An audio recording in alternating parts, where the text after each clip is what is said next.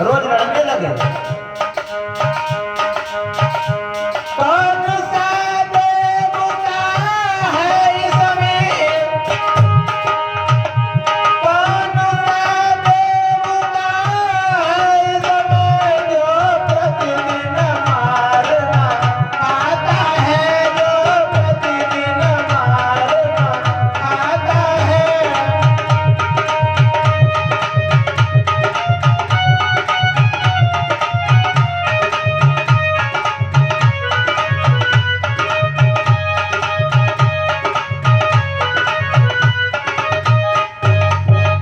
शायद कोई दिन ऐसा हो, शायद कोई दिन ऐसा हो जो तुझ सहित कट जाता हो, जो तुझ सहित कट जाता हो।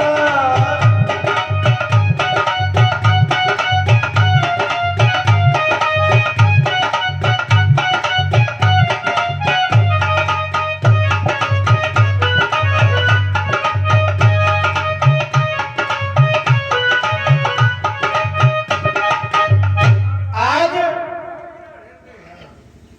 देखने लगे सब देवता मणि मन सोचने लगे कि अब तो हमारी बहुत दशा दयनीय हो गई है। हम कोई न कोई देवता प्रतिदिन इन असुरों के हाथ से पिटता है, हम क्या करें क्या न करें। और स्तुति करने लगे प्रभु की शांताकारं भुजगशयनं पद्मनाभं सुरेशं विश्वाधारं गगनसदृशं मेघवर्णं शुभांगं लक्ष्मीकान्तं कमलनयनं योगविद्यानगम्यं वन्दे विष्णुं भवभयं सर्वलोकैकनाथं। नमो वसन्ताय साधुनुते साधुपादाय वाहिवे सहस्रनामने सहस्रकोटिधारणे नमः। आज स्तुति करने लगे दैनी दशा से और बोले कि आधे सुर वृंद रह गए हैं, हे प्रभु कि आधे सुर वृंद रह गए हैं, कोई शीघ्र ही उपाय करो।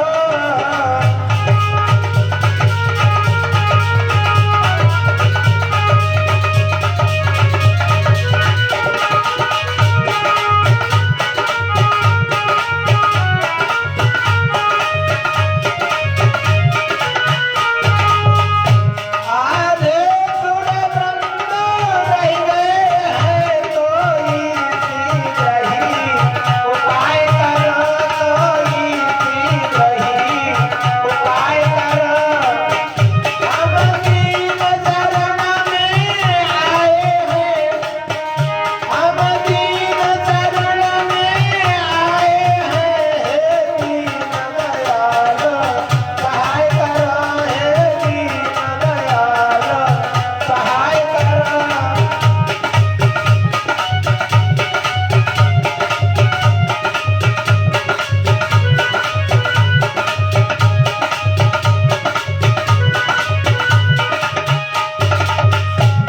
विष्णु भगवान नारायण ने जब उनकी आवाज को सुना तो देवता कहने लगे कि अब तो आधे सुर रह गए हैं, आधे तो सब निपट चुके हैं, सब राक्षसों ने मार दिए हैं। तो भगवान नारायण बोले कि एक बात बताओ, तुम रो रहे हो क्या? रोने से काम चल जाएगा? युद्ध में कहीं रोने से काम चलता है? और पहले भी तुम असुरों से अधिक थे, फिर भी असुर तुम्हें पीटते हैं, क्या कारण है इसका?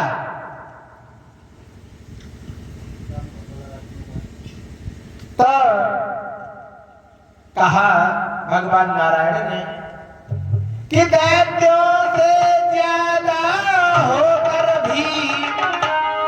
तुम्हारी संख्या तो दैत्यों से अधिक थी कि दैत्यों से ज्यादा होकर भी रोजाना पिटते जाते हो, रोजाना पिटते जाते हो।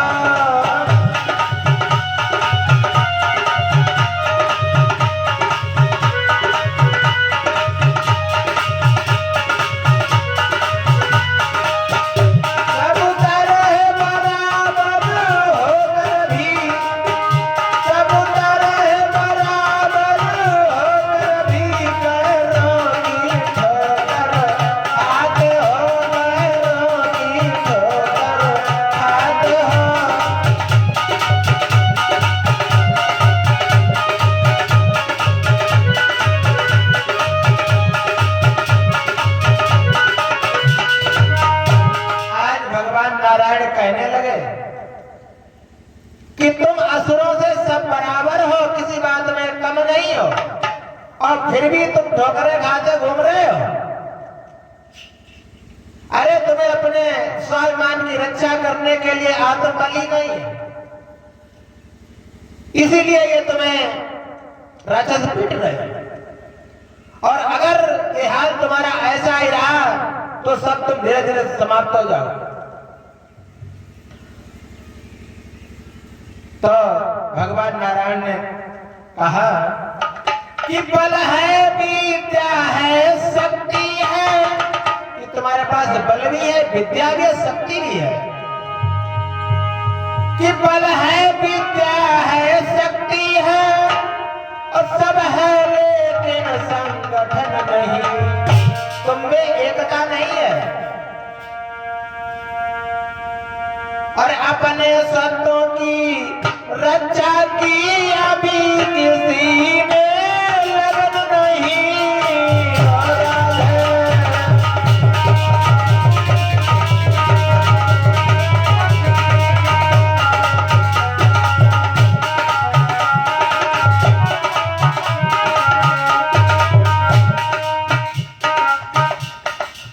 जब बंधु तुम्हारा पिटता है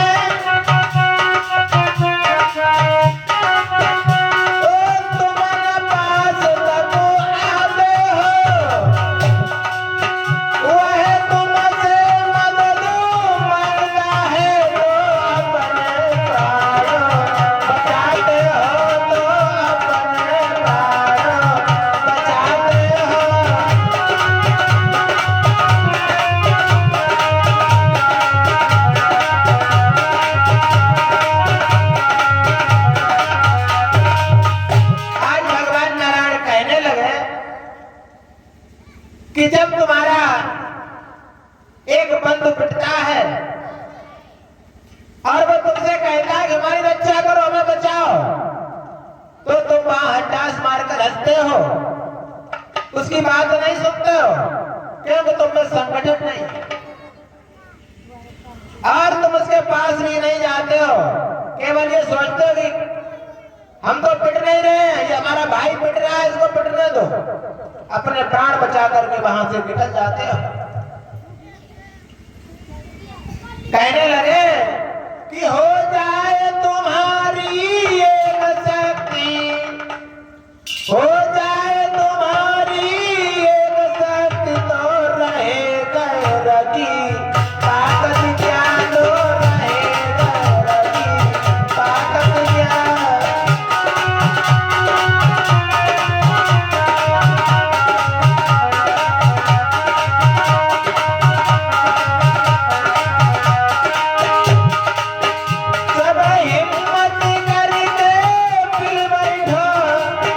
सब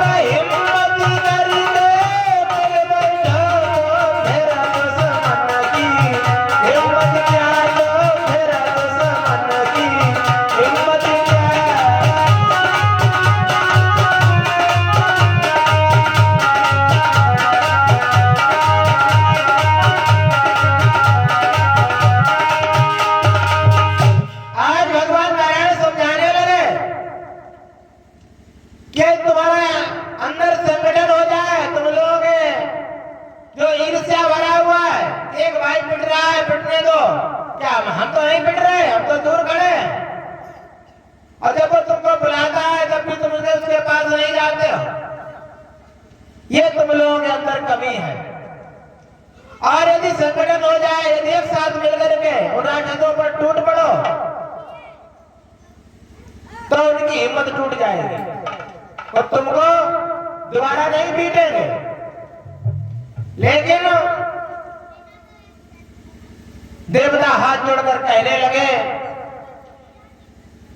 देववृंद कहने लगे कि हे दीनानाथ, और बिना तुम्हारे साथ के है झूठा सब साथ।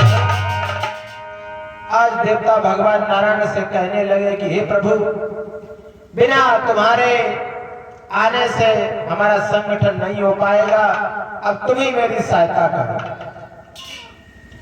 बिना तुम्हारे हम राक्षसों से जीत नहीं पाएंगे, असुरों को हरा नहीं पाएंगे। देवता भगवान नारायण से कहने लगे कि निष्फल हैं अपने साधन सब, जो हम ज्ञानी विज्ञानी हैं, और कारण हम केवल हम ही हैं।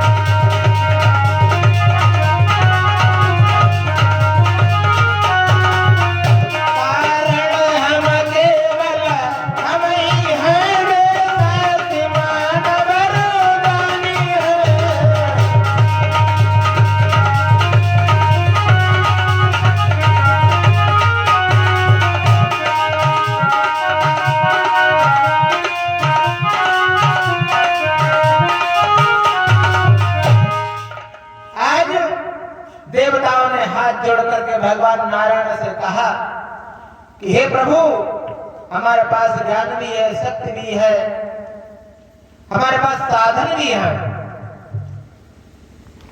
लेकिन हम तो केवल हम ही हैं, क्योंकि निशाचर हमसे अधिक शक्तिशाली भी हैं और वरदानी भी है। तो विष्णु ने देवताओं की बात को सुनकर के कहा कि अच्छा, हम सब देख लेंगे, और जाकर के पहले तुम अपना संगठन करो, ये सबसे पहला काम करो, सब देवताओं को एकत्रित करो, और देवताओं को ही नहीं बल्कि असुरों को भी बुलाओ, उनसे भी बातचीत करो, थोड़ा प्रेम बढ़ाओ, थोड़ा झगड़ा मत करो। विष्णु ने कहा, अच्छा, पहले तुम आपस का संगठन करो,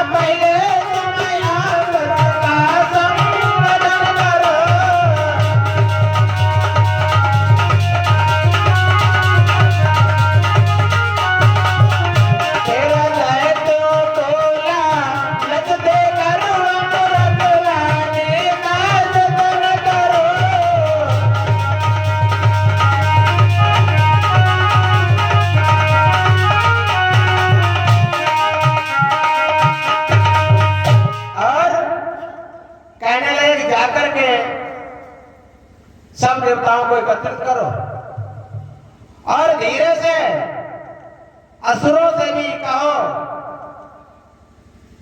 कि हम अमृत को खोजेंगे, और अमृत को खोज करके हम उसका पान करेंगे, और जब हम अमृत का पान करेंगे तो हम अमर हो जाएंगे।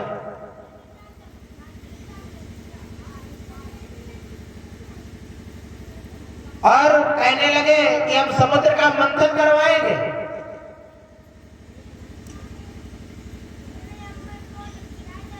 और बिना असुरों के तुम समुद्र का मंथन भी नहीं कर सकते हो। अकेले ये काम होने वाला नहीं है, क्योंकि ये बहुत बड़ा काम है।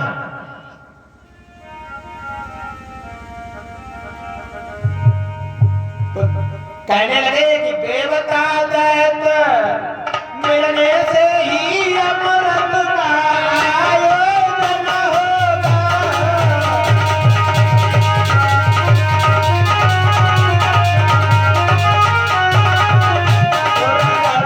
समझ में आया है अब शीघ्र से तो मंथन होगा।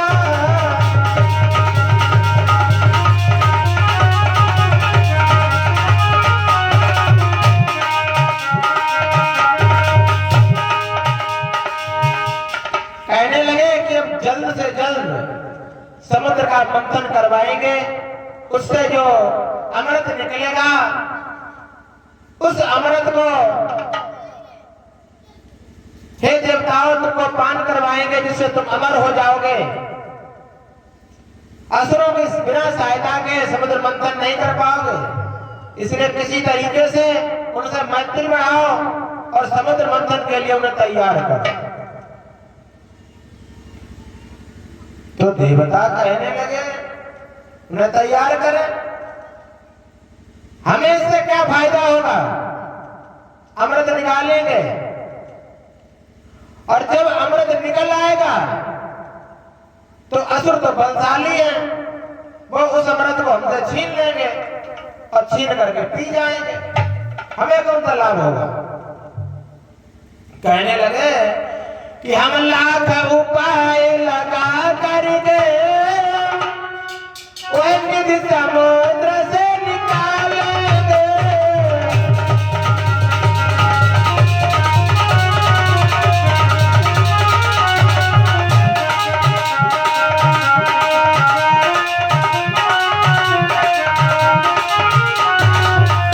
करवे छीन कर जबरदस्ती सारा अमृत पी डालेंगे।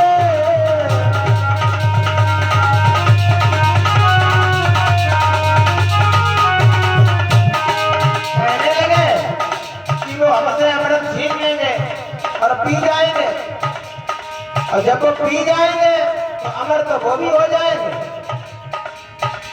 और हम ये मानते हैं कि अगर आपने उस अमृत का बांट कर दिया, आधा हमें दे दिया आधा उन्हें दे दिया, तो बराबरी की तो बात रहेगी कि मान लो बराबर भाग हुए तो इसमें लाभ हमें क्या है।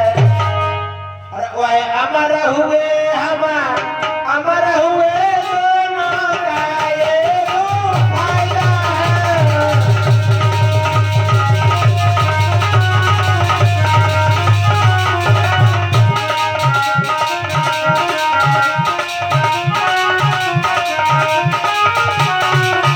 वह अमर हुए हम अमर हुए दोनों का ये फायदा है।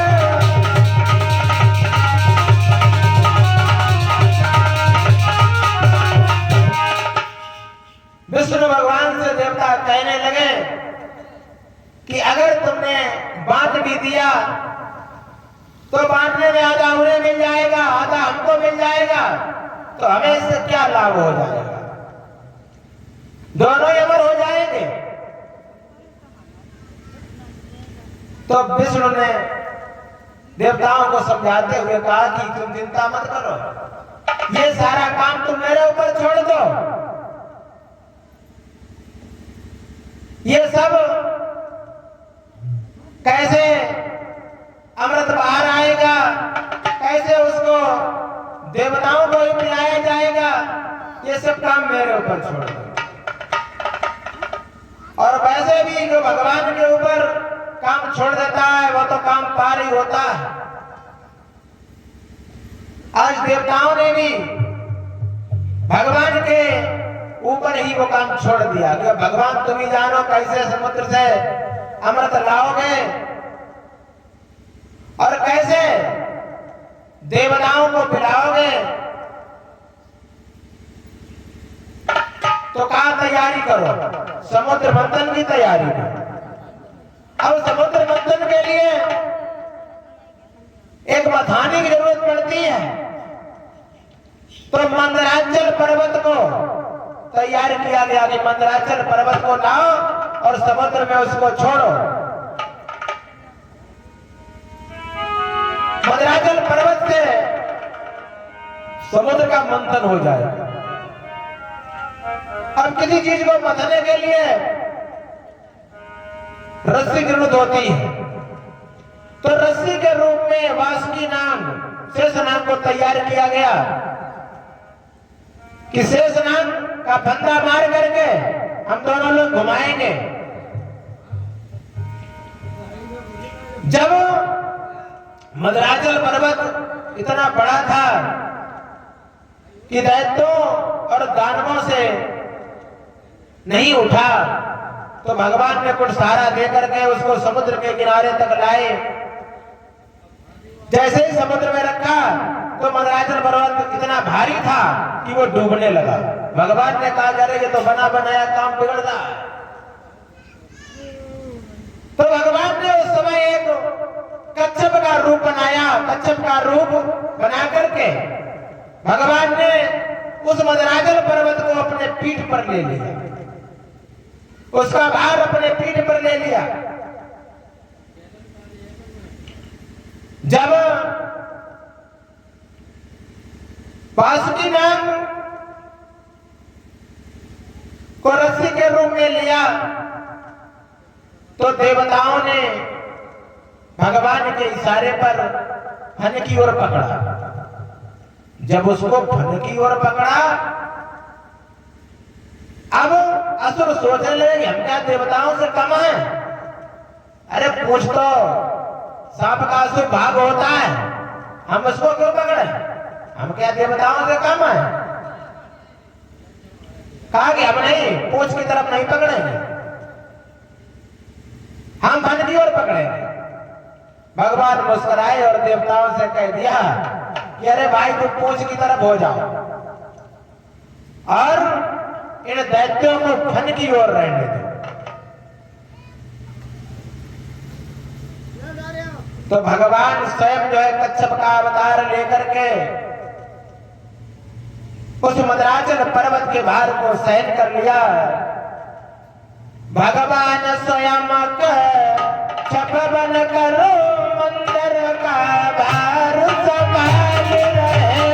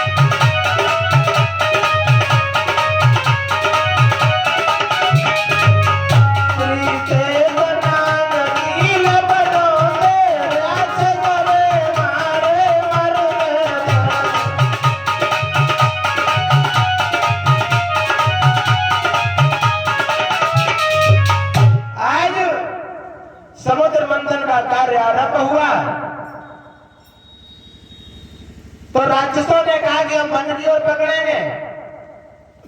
भगवान ने देवताओं को इशारा किया कि लड़ो मत, इनको फन की ओर पकड़ने दो, तुम दुम की ओर रहो। दोनों खींचने लगे। जब शेषनाग को खींचने लगे, इतना खींचा कि शेषनाग के मुख से लपटें निकलने लगी। और जब लपटें निकलने लगी तो शेषनाग के मुख से जो आग रूपी ज्वाला निकल रही है, उससे देवता नहीं राक्षस काले होने लगे। और इधर देवता बड़े आराम से हैं। भगवान की कृपा से उनके ऊपर जल बरसने लगा कि देवों पर जल बरसने लगा, जिससे बेचांद सुधीर हुए।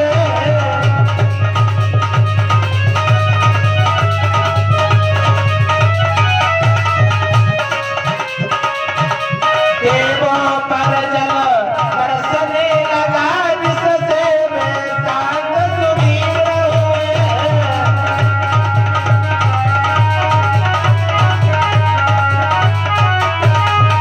शेष की ज्वाला से जल जल कर दैत्यों के मलिन शरीर हुए।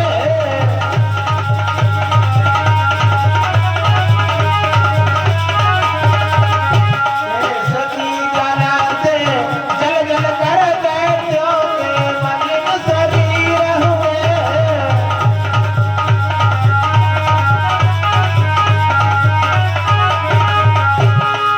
देवताओं के शरीर काले पड़ गए। ऊपर नीचे से सभी खंड नीचे ऊपर कर डाले हैं।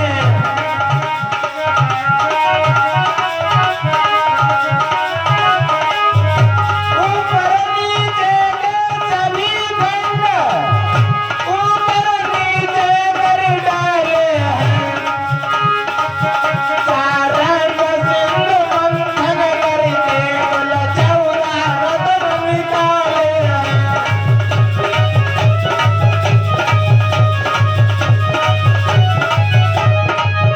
सारंग सिंधु मंथन करके कुल 14 रत्न निकाले हैं।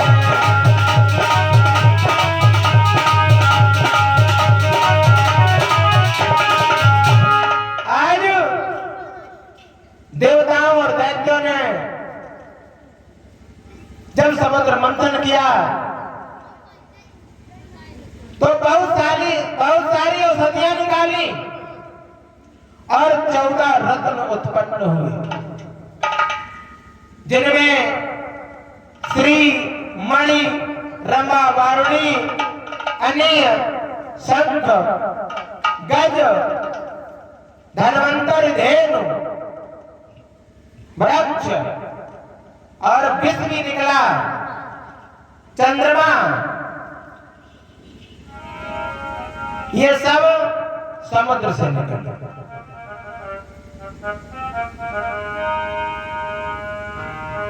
तो भगवान नारायण ने कहा कि बंटवारा हो जाए, अपना जिसको जो अच्छा लगे बंटवारा कर लो। बंटवारा हो गया, किंतु जैसे ही जो जहर निकला था, उस जहर का नाम आया कि कौन लेगा। देवताओं से कहा तुम लोगे, कहा नहीं भैया हम नहीं लेंगे। राक्षसों की ओर कहा कि तुम लोगे जहर, अरे जहर नहीं लेंगे। क्या रे, अब जहर किसको पिलाया जाए। अब देवता सोचने लगे कि अगर ये जहर किसी ने पिया नहीं, अगर इसकी कोई व्यवस्था नहीं की गई तो इसकी ज्वाला से सारा संसार भस्म हो जाएगा। कहा तो फिर अब कौन पिएगा जहर, कौन अपने प्राण गवाएगा।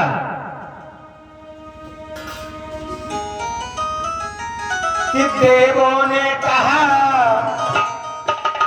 अगर विष को ऐसा नहीं छोड़ा जाएगा।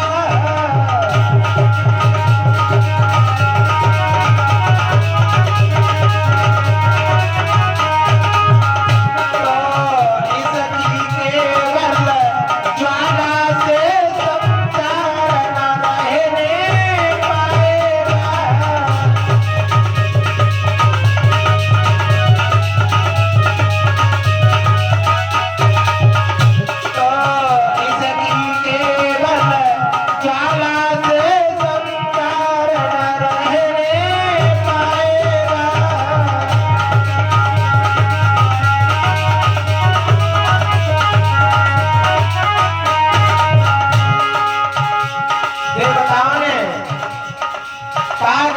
छोड़ दिया तो पूरा संसार चला जाएगा।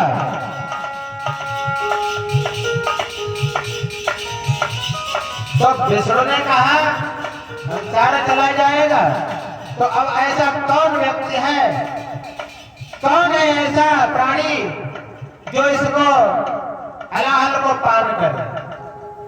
विष्णु ने कहा है कौन यहाँ? विष्णु ने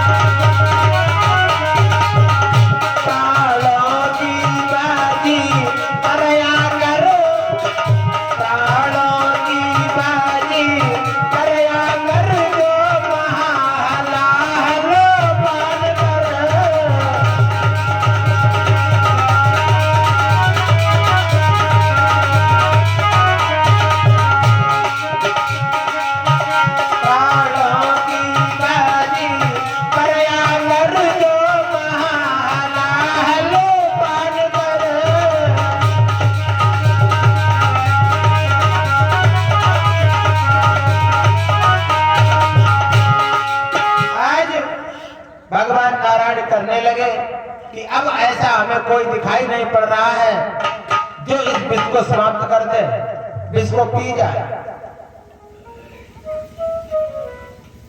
अब तो दोनों पक्षों में खलबली मच गई कि नारायण भगवान जाने किससे कह दे तुम पी जाओ। तो देवताओं में सब तो देव हैं, परंतु एक देवता है जिनको महादेव जी कहते हैं। महादेव उठ करके खड़े हुए कि अब कोई नहीं पीने को तैयार है, तो चलो हम ही पी जा रहे हैं, ये काम मेरे ऊपर छोड़ दो।